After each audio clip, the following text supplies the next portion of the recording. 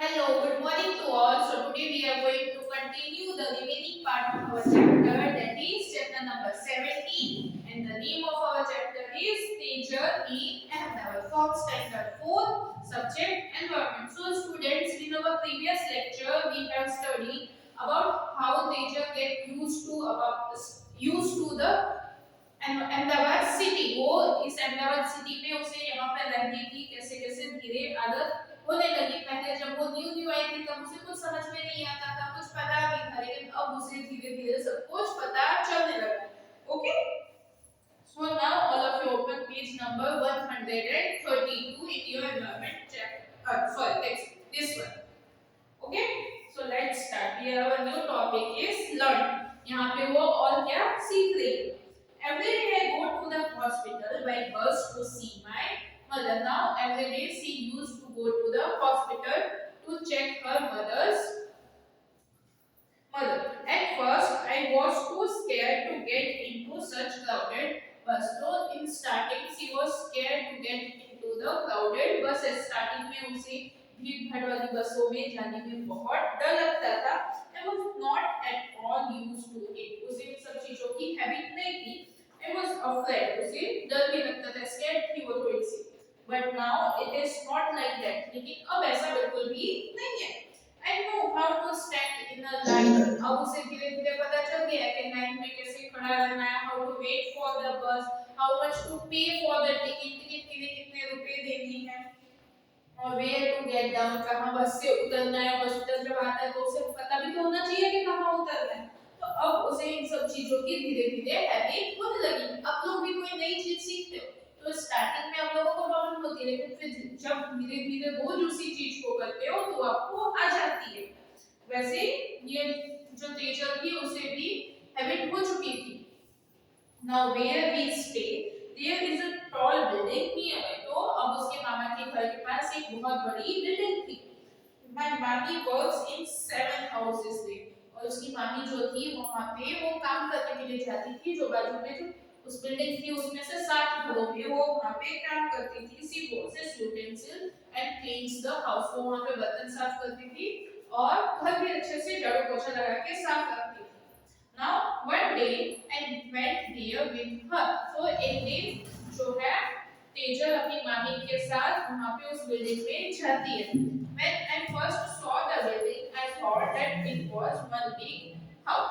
So Tejal thought that इस building में सिर्फ एक ही घर, जैसे 6-7 स्टेयर्स का जो बिल्डिंग थी उसे ऐसा लगा कि सिर्फ एक ही जन का घर है। लेकिन जब वो अंदर गई, but I found that there were many houses, one on top of another. तब उसे पता चला कि इसमें तो बहुत सारे घर हैं, एक के ऊपर एक, हर कोई अलग अलग जन का घर है।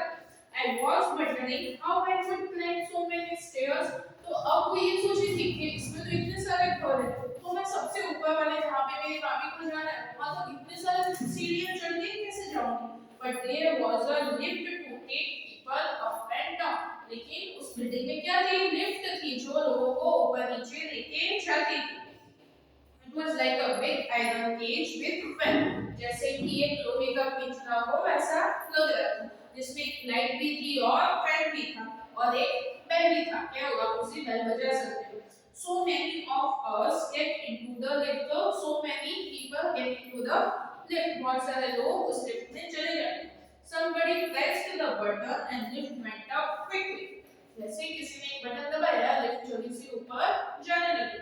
Really, I was very scared in the beginning. तो सच में मुझे स्टार्टिंग में बहुत डर लगा उसके अंदर, ऐसे टीचर बोल रही है। Okay, now another house. यहाँ पे दूसरा घर के बारे में वो बता रही है। Mommy took me first to hers house. उसकी मामी उसे फर्स्ट किसके घर लेके जाती है? हर्स के घर लेके जाती है जहाँ पे वो काम करती थी। His house was on the 12th floor. और उसका घर कहाँ पे था?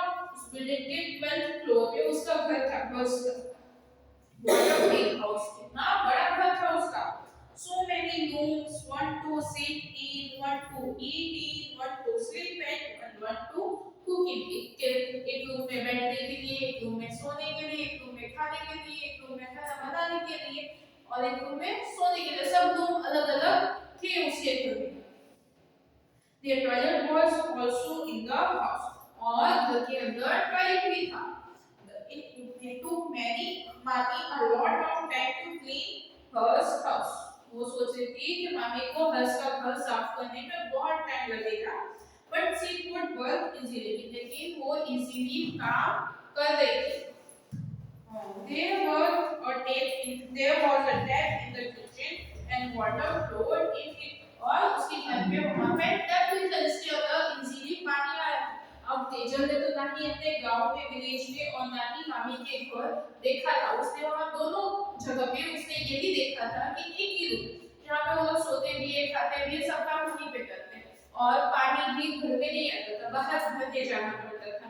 टॉयलेट्स भी घर में नहीं थे दोनों जगह पे उसके विलेज में भी और मामी के घर में भी. लेकिन इधर उसके घर में आके उसने देखा कि उनके घर में पानी भी आता था और टॉयलेट जो था वो भी घर के अंदर ही था. Hers has put a basket below the tap to fill water for his bath.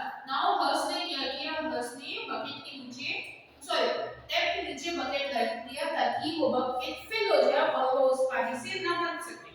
Then he sat down to watch TV. और टैप ऑन रख के वो टीवी देखने आराम से बैठ गया. So much water was wasted. और इतना सारा जब बकेट फुल हो गया तो भी पानी बह के बाहर जा रहा था. इतना सारा पानी वेस्ट हो रहा था. I did not like it. उसे ये चीज पसंद नहीं है. And went and closed the tap. So here from Tejal we learned one thing.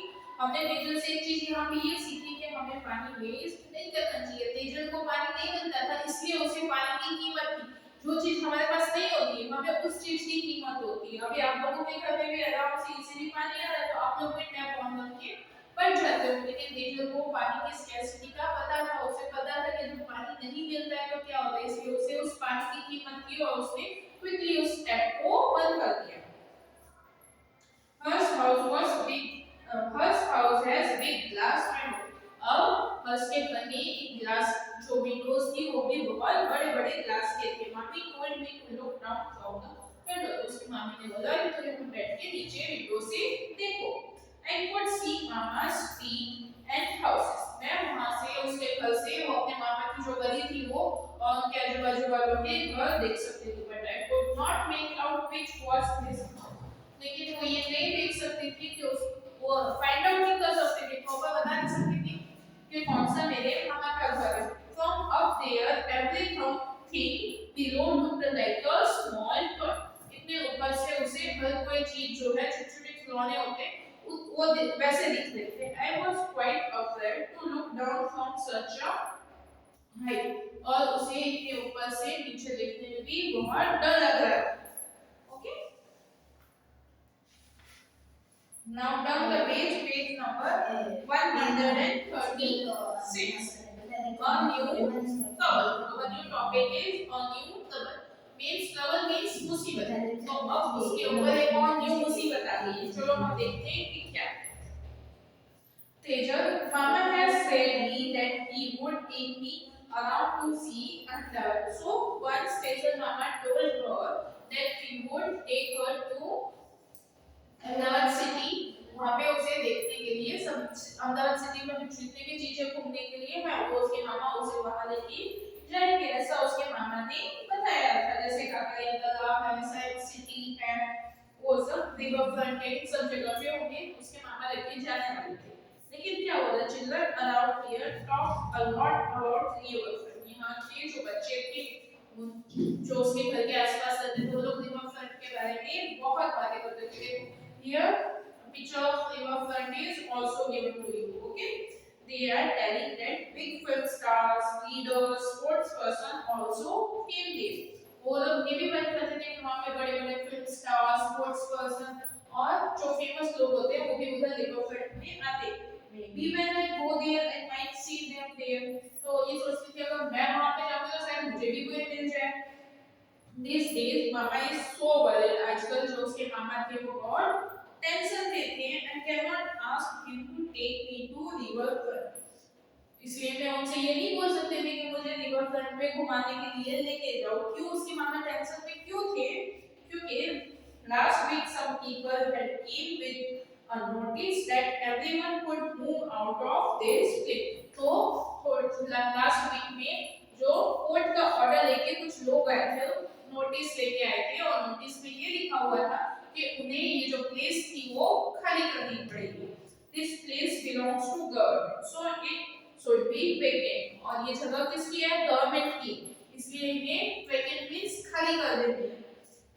Mama is saying that this is the third time in the last 10 years that he got such notices. उसके मामा ये बोल रहे थे कि ये last 10 year में उन्हें ऐसी नोटिस 3 बार मिल चुकी है कि जहाँ पे वो रहते हैं उन्हें वो जगह खाली करने के लिए बोल दिया जाता है. People who live here have been given another place to make their houses. जो लोग यहाँ पे रहते थे उन्हें गवर्नमेंट जो थी वो दूसरी जगह देती थी और उन्हें बोलती थी कि तुम लोग वहाँ जाके रहो. यहाँ पे उन्हें कुछ अपना प्रोजेक्ट वगैरह करना होता था. But it is little far. Mama will have to spend more money and time to reach at his work.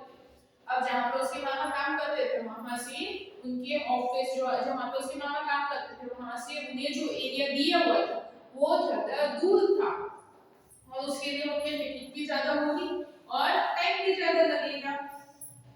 मामी will have to find some other work. और उसकी मामी को भी दूसरा काम ढूंढना पड़ेगा. दूसरे लोगों के घर पे जाके काम करना पड़ेगा क्योंकि उतने दूर से उसकी मामी किस बिल्डिंग में काम करने तो नहीं आ सकती थी. How will I be able to visit my mother? मैं अपनी मम्मी को रोज देखने कैसे जाऊंगी क्योंकि उनके घर से वो हॉस्पिटल नजदीक था. जहाँ से उन्हें भेजे वहाँ से वो हॉस्पिटल कहाँ होगा?